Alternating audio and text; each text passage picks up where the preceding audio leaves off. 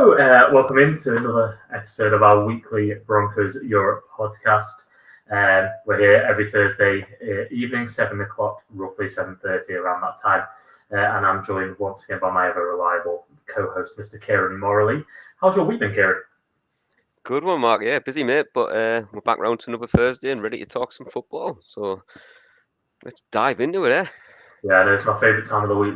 We don't often get to talk football at work or around with friends, so this evening on a Thursday it's an enjoyable one. Definitely a highlight of the week for me. Yeah. So we're going to dive into a very, very probably timely topic, Mark, aren't we? That's the one tonight.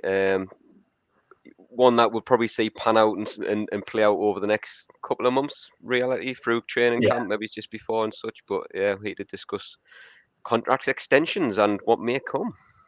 I mean, it was it was a topic sort of people were discussing just before the draft as well. And players chiming out there, weren't they?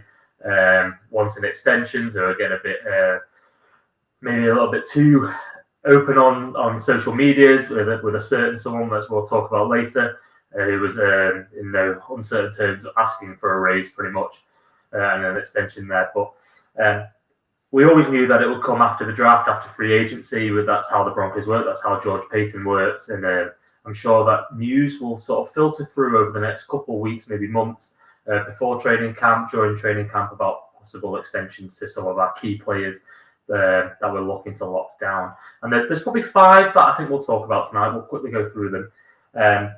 We've got Colton Sutton, wide receiver. We've got Zach Allen on the D-line.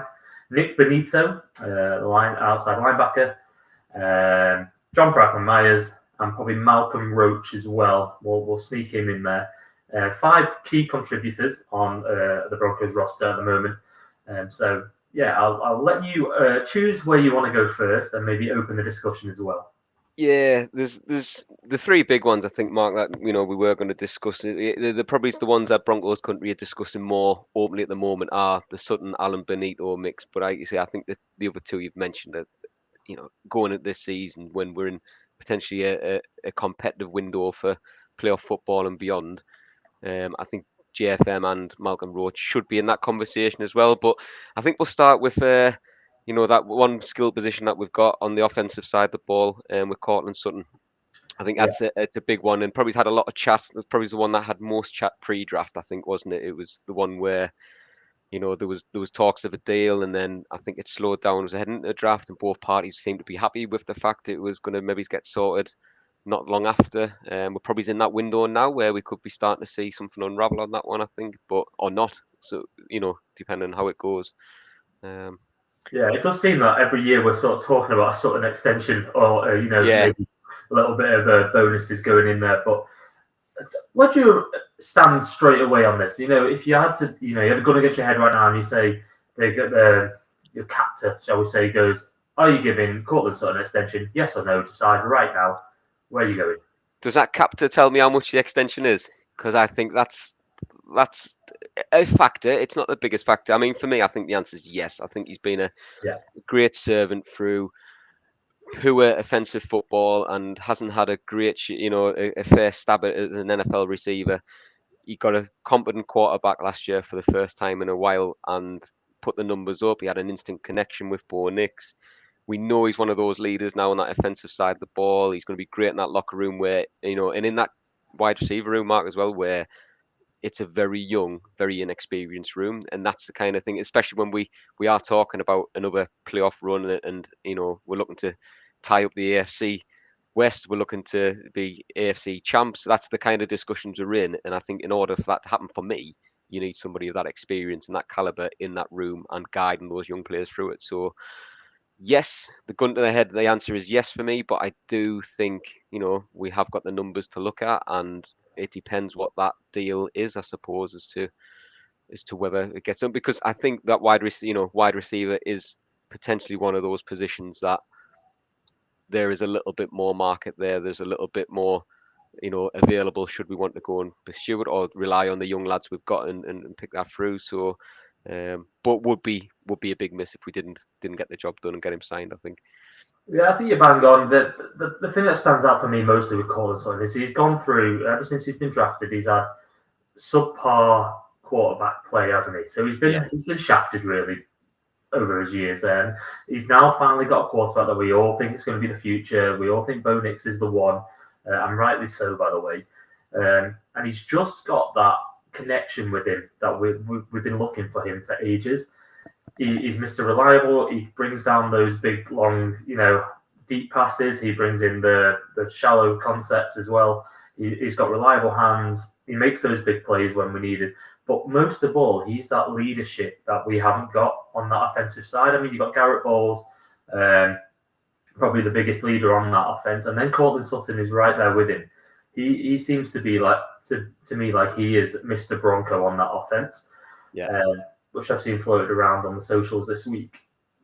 And that leadership is just invaluable when it comes to having your rookie quarterback, having the rookies on in the wide receiver room, having all those youngsters alongside him. Who are they looking up to and who are they learning from? Cortland Sutton is the one that stands out, and that is just invaluable to me. So I'm with you. I think we give him that extension. But what numbers that looks like, I'm not too sure. Is he a legit wide receiver one in the league? Is he sort of a wide receiver two? I personally have him down as in between as a wide receiver one and then a wide receiver 1.5 as I tagged it in sort of one of my posts online. Yeah, I think you're bang on there. He's gone somewhat over last year to pull himself back into that conversation again. I know we've just discussed that previously, where and it not on him, as we've just said. The quarterback play, the offensive side of the ball. We've been Broncos fans for years and years, and we've seen that drop off and live through that mire. And it did improve last year, and that's where he started to pull himself back up in that 1.5, like you say, wide receiver 1.5. He's in there, but the difficulty I think with this one, Matt, is if those numbers, if what he's asking. I mean, what's his current contract? Is it around 20 mil, something like that? What's he going to be wanting? Yeah, it's going to be. He's around 14 million in 2025. So that's the right. That's the cap. So he's going to be 20 plus easy is what he's going to ask for. It's how high that gets, and where does he realistically see him? Because he's going to be confident. He's going to think now with a competent quarterback that he could come in and be Broncos wide receiver one. I mean, he will probably think he is wide receiver one, and actually on our roster he is at the moment. It's just, is he in that up echelons of what else is in the league? So early mid-20s, you're probably mid-20s probably comfortable with, but if it's edging close to that 30 at the age he is, I think it's one where that deal starts to falter a little bit. And so hopefully we come to that agreement for me somewhere in the middle and we get the job done. Yeah, I think what's important to note is, with the league's richest owners in our back pocket, you can add those bonuses on, you can add those sort of extra things on that will incentivize that deal. And I know early on that they took over, they made an effort in re-signing the best players to stay at the Broncos, and that's a real thing. When you're looking at free agency and those players that you're trying to sign, they're looking at how you treat your current players and how you reward them. And if you're giving your best players in the previous seasons an extension and extra bonuses, they're going to want to come and play for you as well. Yeah, because that shows that they look after you in that city. So for me, Cortland Sutton around that 19, 20, 21, $22 million sort of figure. I'm all over this and keep him as our wide receiver one and leadership in that room. Yeah, I just wouldn't be surprised if it is a little bit higher. And again, like you say, we have got very, very rich owners, but at the end of the day, they are business people, aren't they? And they're gonna want to try and do that and honor him and give him what what Broncos country probably thinks he deserves as well for what he's gone through and what he's done as a servant. But at the end of the day, it's got to be the right business decision as well, and not leave us in a hole, in the next couple of years should it not pan out. But yeah, I think it gets done, and I would like to see it get done. Yeah, I think we're all on the same page there. And we'll move on to the defensive side, where we've got a few extensions that we can talk about here. We'll go straight into potential rookie of the year last year, defensive player of the year last year. He was up there in conversation for a little bit. Nick Benito, absolute key position, outside linebacker. They can win you games, they can win you playoffs, they can win you Super Bowls at the end of the day. Yeah. Nick Benito has gone from an sort of a underperforming rookie to this absolute beast of a player out of nowhere last year. Yeah. Speed off the line, he's got the spin move. He came out of nowhere and he's got those big plays in his back pocket. So it's an interesting one. I reckon the cap hit on this one will be a lot bigger than Broncos country would probably be okay with. But yeah, what'd you spend on Nick?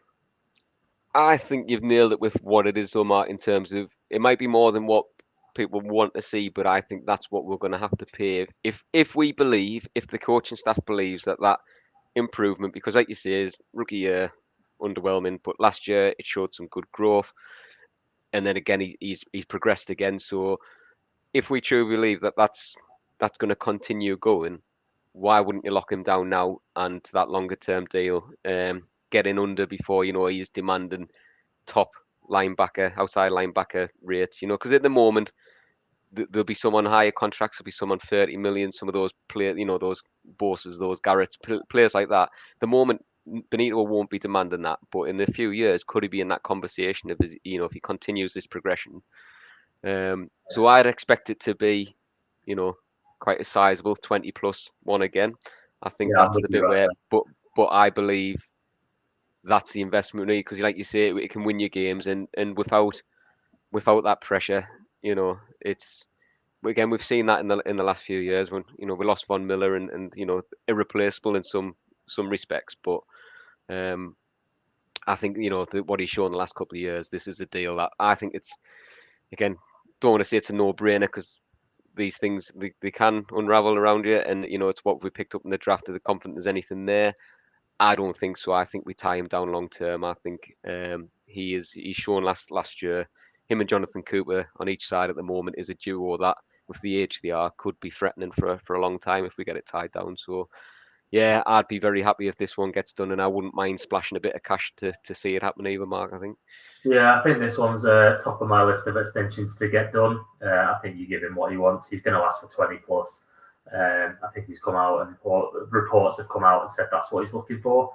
At his age and his production, the only downside, I'd say, is he's only produced like this for 1 year. So is it just a 1 year thing, or is it going to continue? You're not too sure. You like to think it's going to go and continue his trend and continue up, but will he have a season like he did last year? Again, because his season was outstanding. He was up there leading the league on sacks at one point. He had 2 pick sixes, which I'm not sure we'll see again. But it was probably my player of the season, that when he intercepted the trick play and took it back. Brilliant. But just looking at the stats, Mark, from 23, do you know what I mean? The improvement from 22, which was very quiet, very underwhelming. I say underwhelming as a rookie. You've got to allow that, but what we're wanting, like you say, it was quiet. It was a quiet season for him. 23, that growth was there. It was noticeable. So it's not like we're looking at a freak 1 year after 2 years in the league. He's suddenly just gone oof, and we go, is he overperformed? Is this not natural? That there is that progression. I think just looking at it, let's compare them. Assisted tackles, 7 in 23 to 15 last year. But 23 solos to 33, so the numbers aren't a million miles apart. 8 sacks in 2023 still.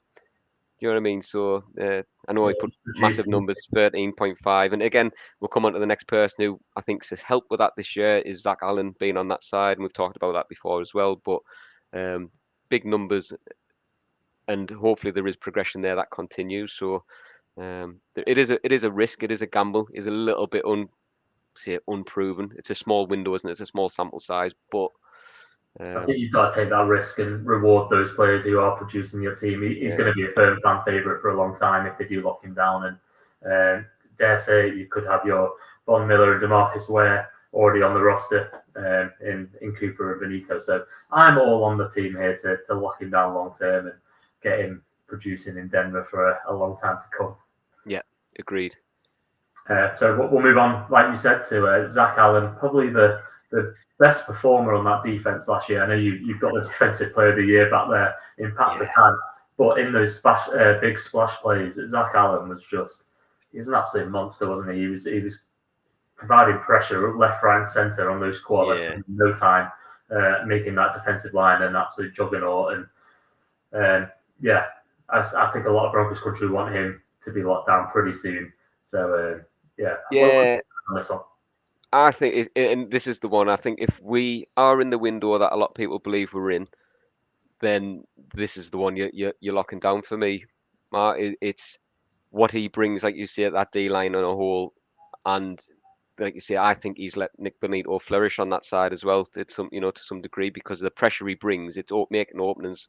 I'm not saying, and again, hopefully that's not overinflating Nick Bonito's numbers. Do you know what I mean? And actually, that growth hasn't been there. I don't believe that's the case, but I think he has been a massive help, and he is just an absolute beast. But what's that window look like? What's that contract look like? It's not going to be as lengthy as Nick Bonito's, or Cortland Sutton's. We're potentially looking at a couple of years, but paying him that bit money. I think we're paying him about 14 or something anyway. I think the numbers up. I think the impact though that he brings for those 2 or 3 years it's just monumental, isn't it? He provides that leadership experience on that D line as well.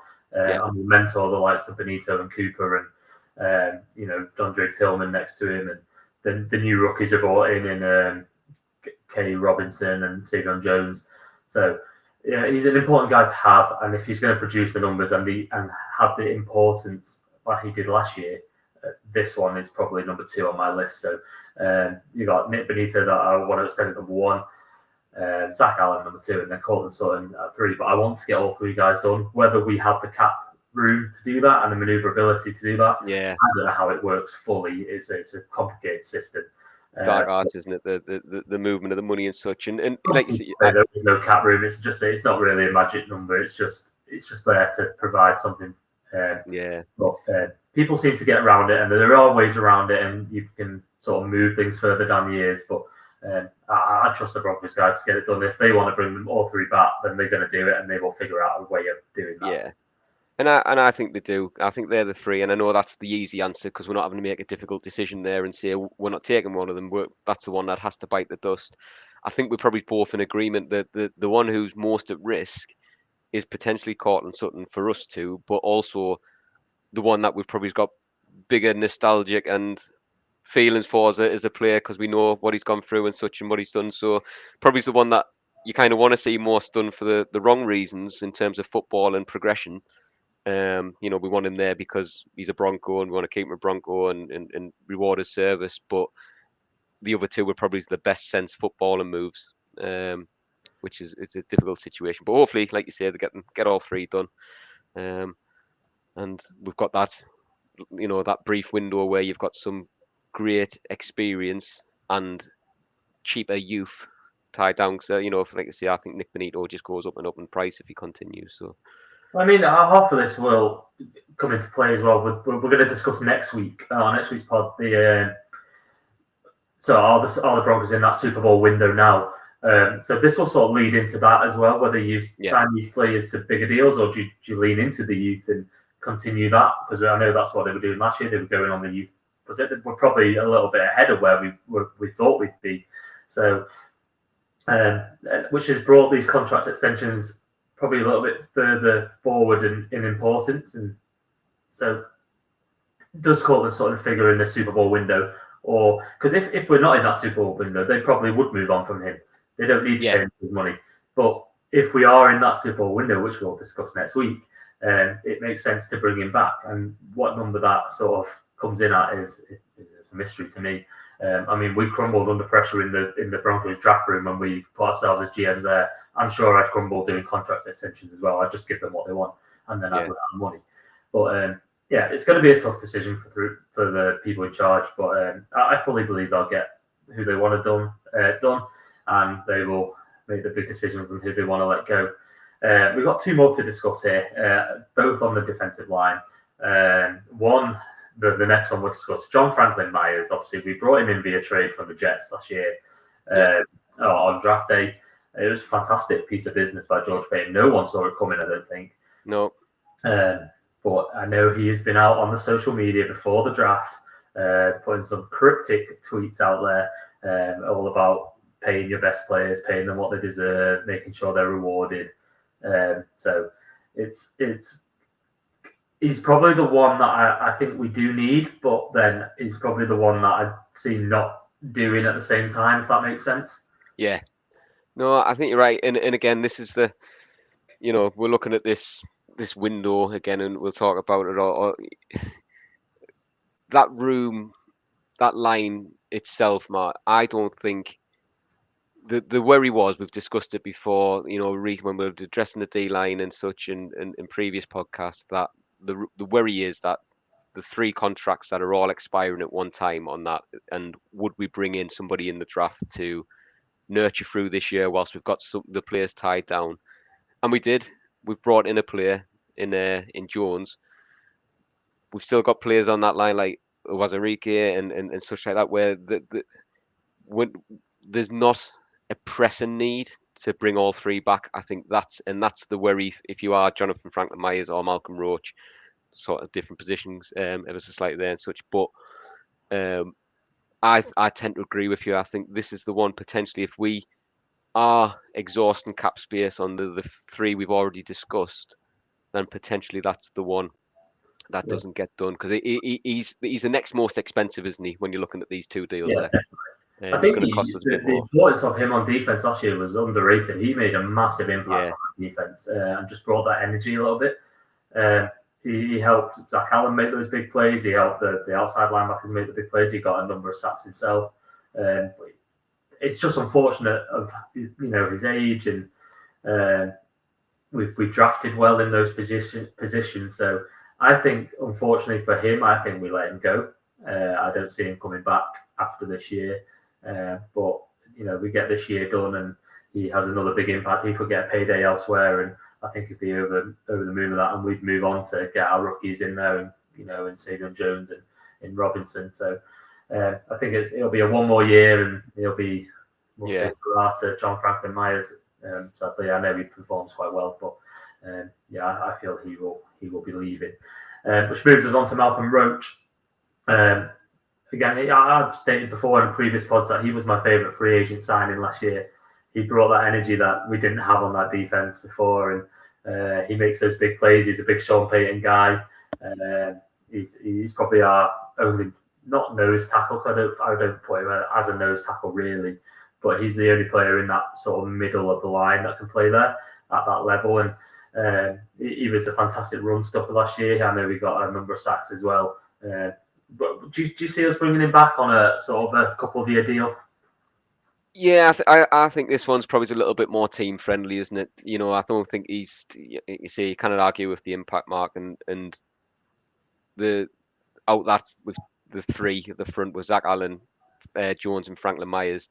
Jones is one there where he did rotate out quite a bit, even though tied him down to a big deal. But he did rotate out quite a bit, and Malcolm Roach did have to come in, across that line more than you would expect at times, and did really well. So he will be asking for a little bit of a payday. He will want a little bit of an increase, an extension, but I think it's a lot more friendly. I think it's a lot more low. It's lower numbers than what Jonathan Franklin Myers is going to be asking for, and that's the only reason.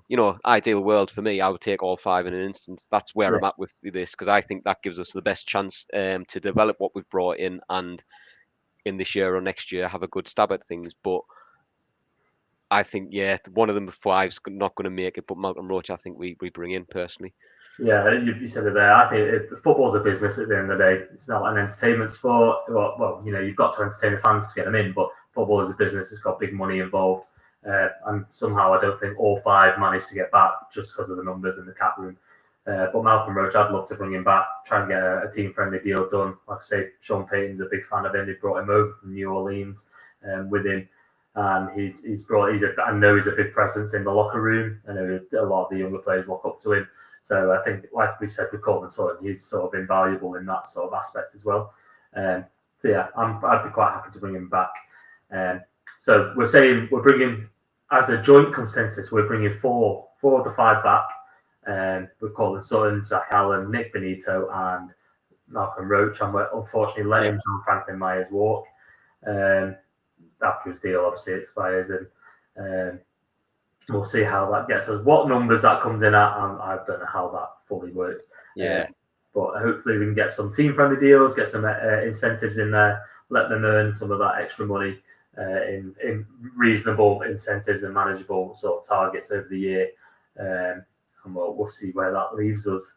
Get the ownership, get the checkbook out, get some signing bonuses or So whatever. if you are out there in America, make sure you get to Walmart, get buying whatever you can there, and get those players those extensions. Well, we can't do it over here, obviously, because we don't have Walmart. I know it's owned by the same company as Asda, isn't it? So just done my online shop, Mark. There's another 150 quid or whatever they've gotten of my money. So there you go.